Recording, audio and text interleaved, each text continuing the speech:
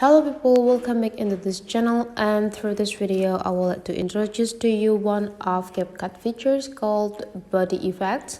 So those features is the technology that provided by the Capcut to detect the human body and give them an effect.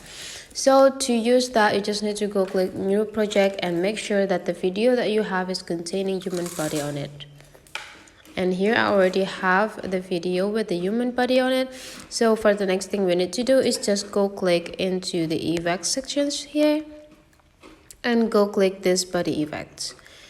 And now you just need to choose which body effects that you want to apply into your video. You can just try one by one.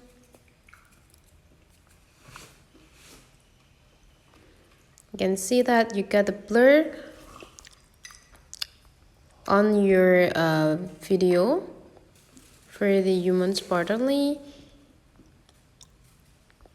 So that's the way, guys, how to use the body effects on the Capcut. Hopefully this tutorial today is useful for you, so don't forget to leave some comment, like and subscribe into this channel, and I will see you for the next video.